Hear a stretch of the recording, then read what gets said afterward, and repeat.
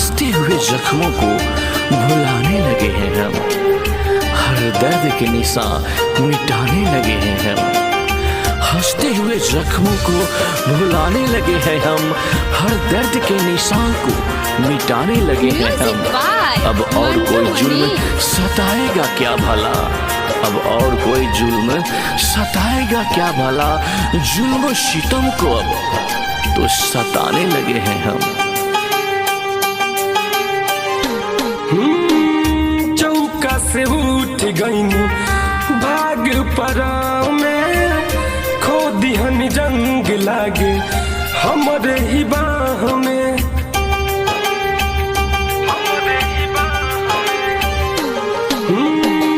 चौका से उठ गईनी भाग पराव में, खो दिहन जंग लागे हमरे ही बाह में।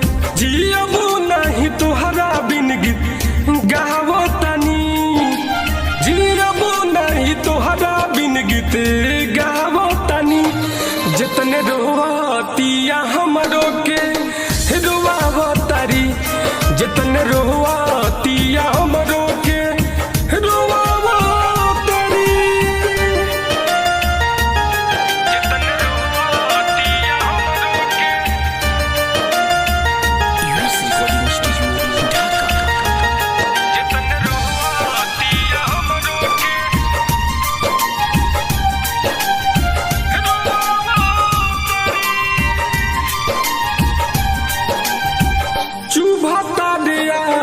उनका पीत के पीरा कठिन उठा लिहन जिंदगी के बीरा।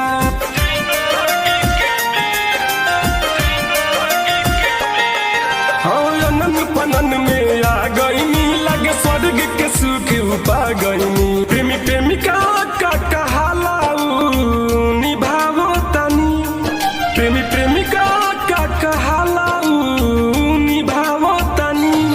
जितने रोवातिया हमरो के रोवावो तारी, जितने रोवातिया हमरो के रोवावो तारी। जितने रोवातिया हमरो के, जितने रोवातिया हमरो के।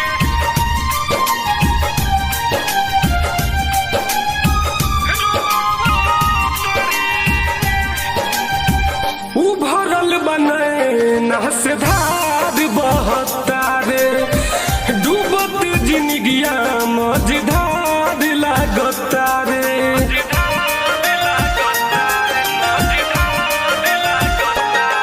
राइटर उदय धीरज के बतावेली, संतोष विवेक के ई तरुआवेली। जियबू नहीं तुहरा बिन गीते गावो तनी, जियबू नहीं तुहरा बिन गीते गावो तनी।